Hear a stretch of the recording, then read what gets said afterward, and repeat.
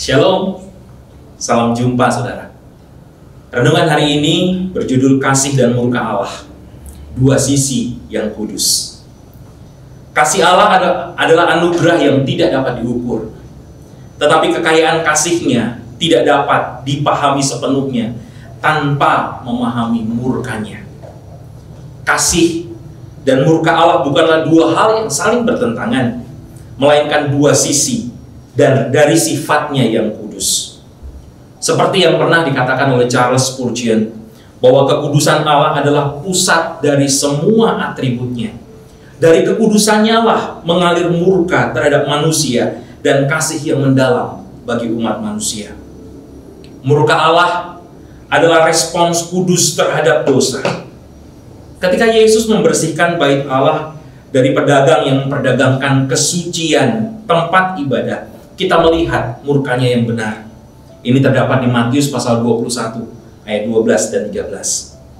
Murka ini bukan kemarahan sembarangan, melainkan cerminan dari kasih-Nya terhadap kebenaran dan ketidakmauannya untuk membiarkan dosa tidak dihukum. Namun di kayu salib, kasih dan murka Allah bertemu dengan sempurna. Kristus menerima murka yang seharusnya kita tanggung, membayar hukuman dosa kita dengan darah-Nya sendiri, sehingga kita dapat menerima kasih Allah yang tanpa batas. Seperti yang dikatakan oleh Matt Chandler, jika Anda tidak memahami murka Allah, Anda tidak akan pernah menghargai keagungan kasih karunia.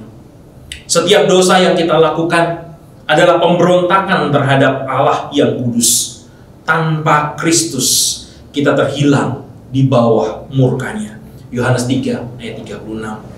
Namun melalui kematian dan kebangkitannya kita diselamatkan, bukan hanya dari penghukuman kekal, tetapi juga dari kuasa dosa dalam hidup kita.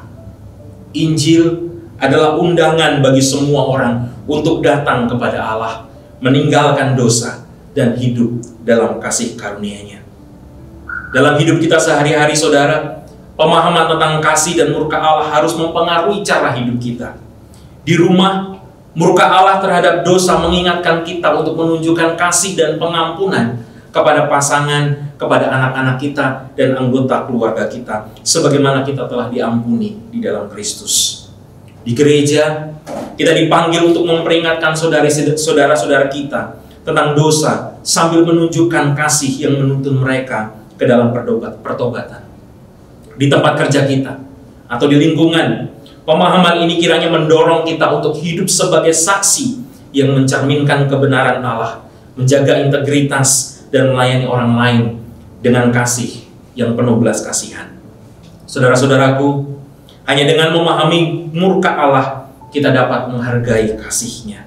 Murkanya terhadap dosa menunjukkan keadilannya, sedangkan kasih-Nya di dalam Kristus menunjukkan anugerah-Nya. Biarlah kita hidup dalam kekaguman akan kasih karunia yang menyelamatkan kita, dan dengan penuh hormat mengarahkan hidup kita kepada Allah yang kudus dan mulia. Seperti yang Spurgeon katakan, Allah yang membenci dosa adalah Allah yang mengampuni dosa melalui salib Kristus. Jangan pernah memisahkan kasih-Nya dari kekudusannya. Amin. Tuhan memberkati.